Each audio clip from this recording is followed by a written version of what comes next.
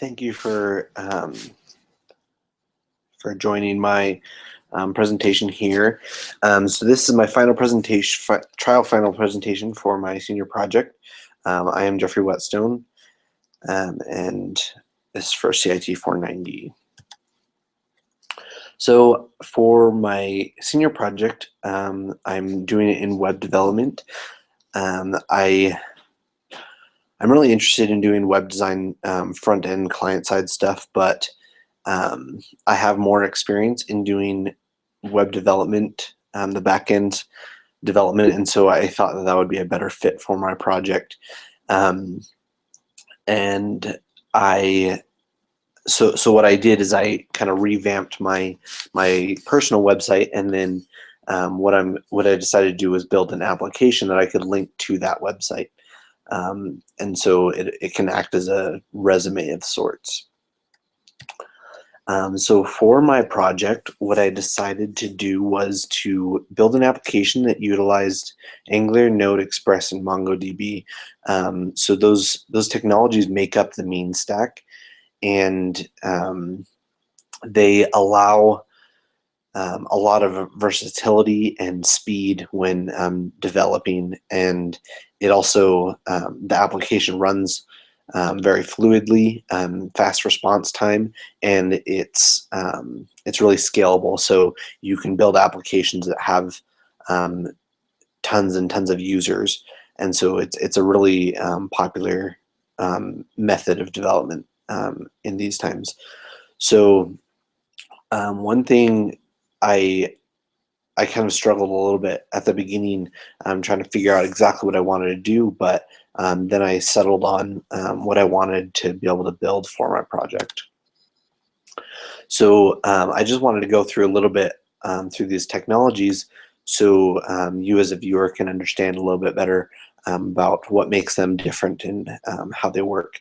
So AngularJS is it's a very responsive tool that can be used. So what makes Angular special is that where old, or I guess classic HTML pages, when you click on a link or you click to request something from the server, it has to load the whole page. So when you load the page initially, it makes a request to the server, and the server returns your web page. And then you would click on a link, and then it sends the request back to the server, and the server loads the web page with your new content that you requested. And so Angular works in a way that's a little different. So it will actually, the first time you load the page, it'll do it just like original HTML. It'll make a request to the server and load your information. But AngularJS utilizes JSON, and it sends a request to the server and then returns that JSON information, that JSON data. And so it just updates that little bit of information that you're trying to update on the web page versus reloading the whole page. With applications that have a lot of content and a lot of users at the same time, that can be it can be something that's really important to have that quick response time. It improves the user, like the way that the users interact with it. It improves their experience, and it's just a better way to work all around. So Node and Express, they're the ones that can do the communications. They Node will communicate with Angular on the client side and talk with the server. So it sits on the server side, and it Node it pulls all the information from Angular and takes it and brings it to the server. And then what Express does is it takes that information and then goes down to the database and gets any updates or information from the database. So if you have like a user login, and the user clicks on to login or to register or something, then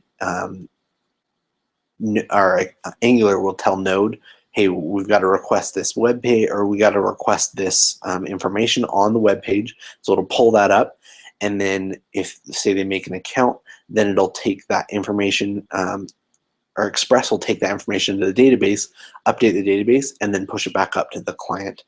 And so they're both very fast at passing information back and forth, and they make a great team when you're trying to build a CRUD application.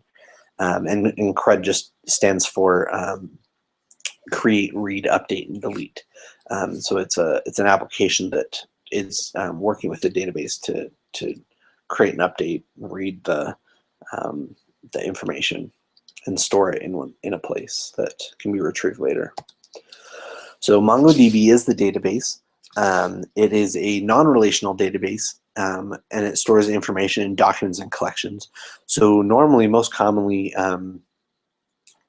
sites or applications will use MySQL or a relational database, and SQL is one of the most prominent ones.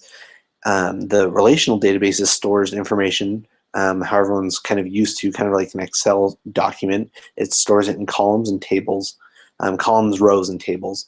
And so that information is all linked together, and but the non-relational database, it stores it in something that's a little similar. And so the documents would be like a table, and then the collection would be, or the documents would be the information that's in the table, so like the rows and columns, and then the collection would be the table. And so all that information is stored in the database, and it's easily accessible. And so Mongo, you can build a large scale application with it because it's easy to manipulate the database and to update it, and the way that it links together using IDs and things like that is a little more efficient than having to use like primary keys and things like that in the relational database.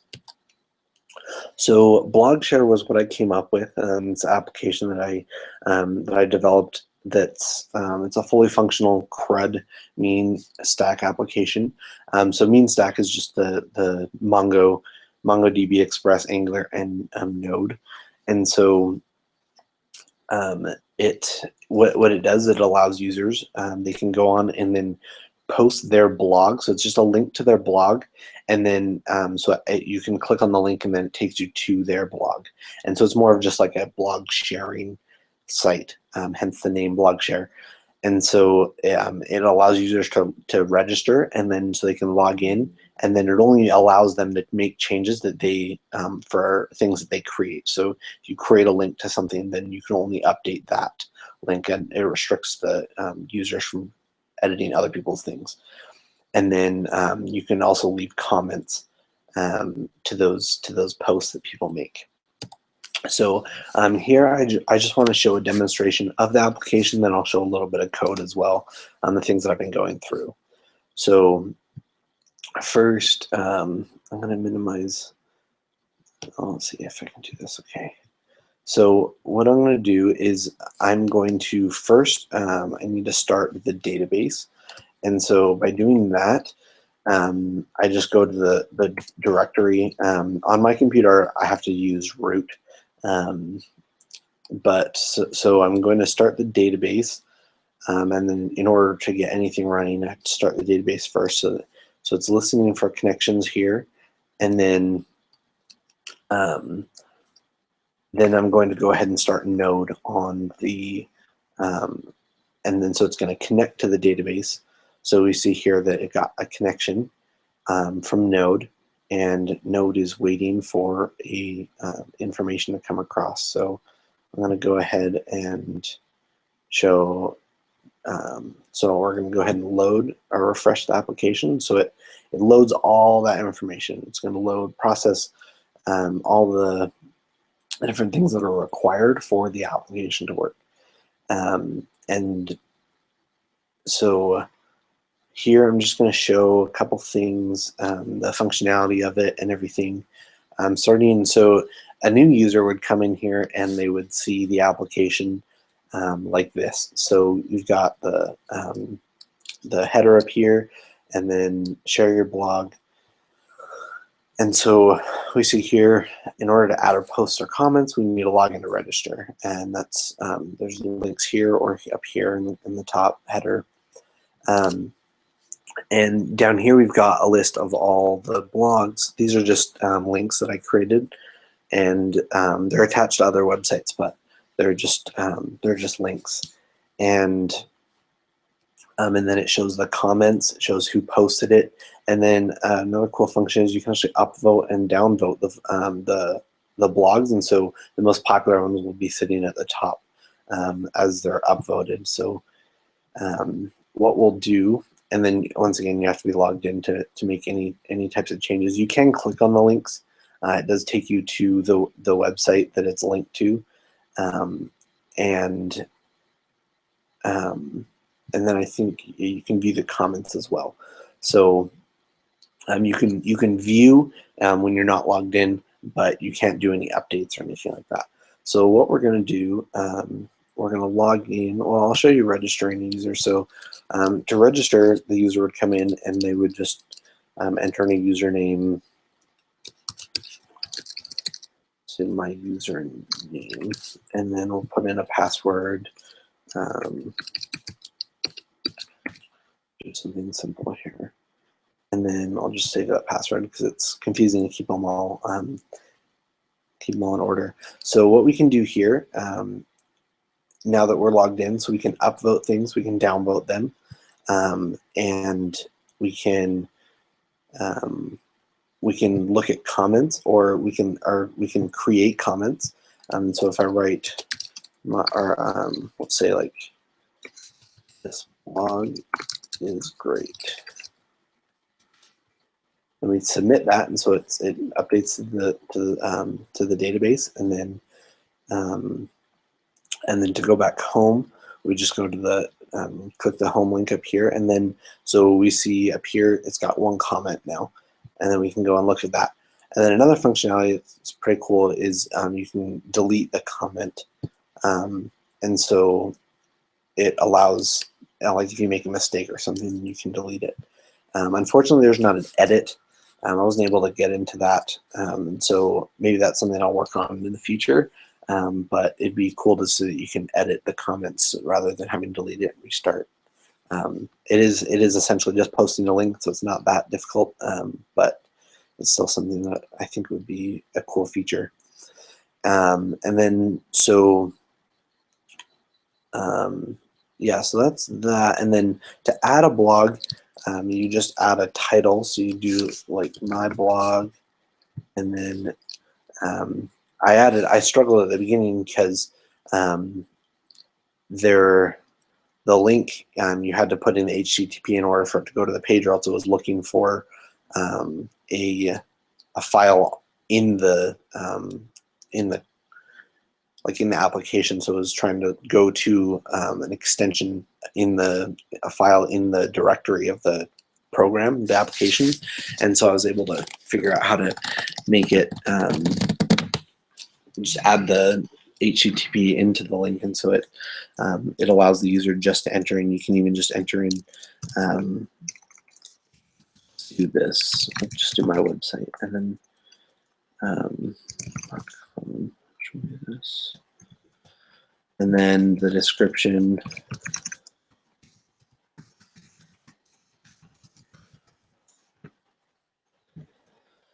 And so it shows up down here at the bottom because there aren't any upvotes or downvotes on it yet. So we can upvote it, and then it'll change. It automatically orders them of how they're upvoted and how they're ranked. And then if I want to remove the blog, same thing as the comments. It has to be a blog that I created, and then for some reason it's, oh, there we go. Oh, it's still down here. Okay. I was confused. All right.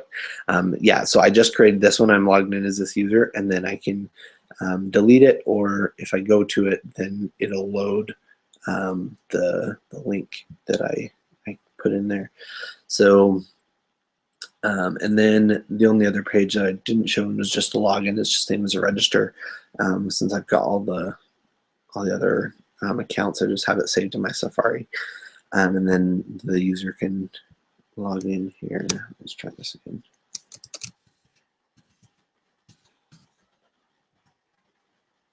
I must log in. That's weird.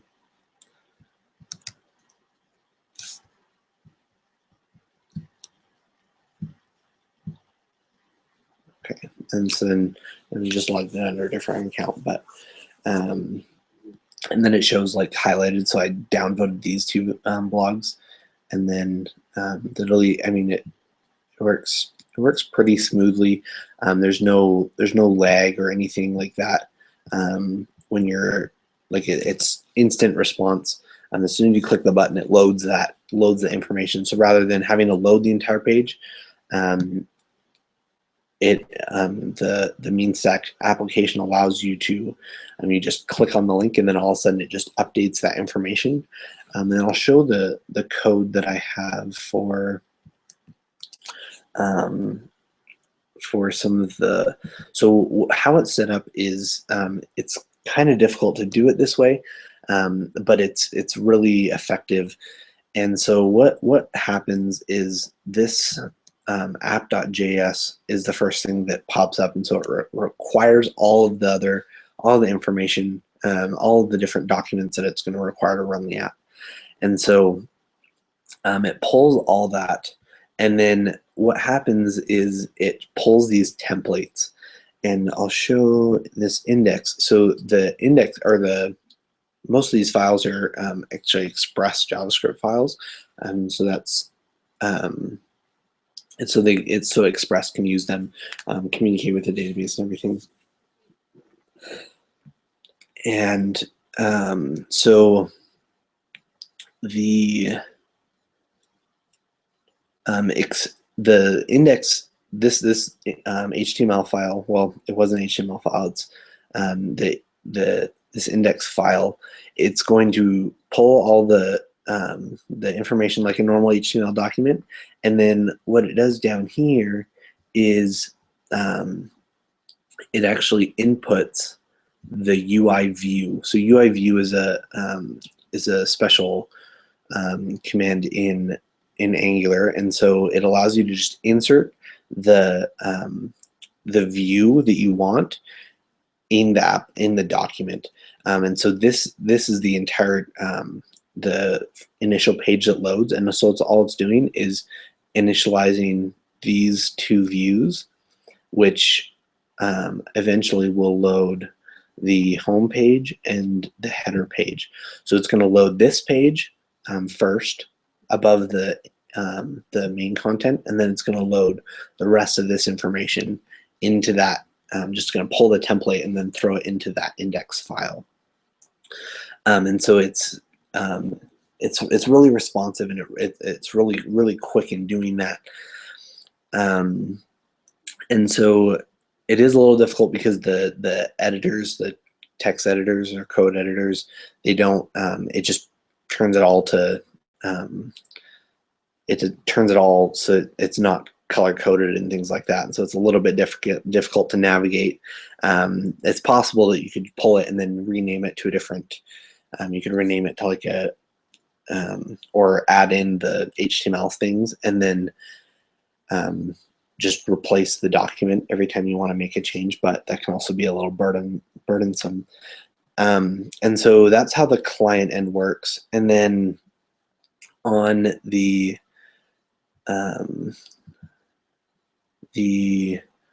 back end, so we use the or the application is using the controllers, and then it's also using services, which allow all the information that there's a lot that goes into the user logging in and the authentication that it takes, requesting that from the database, and pulling all that information. And let's see here. I think,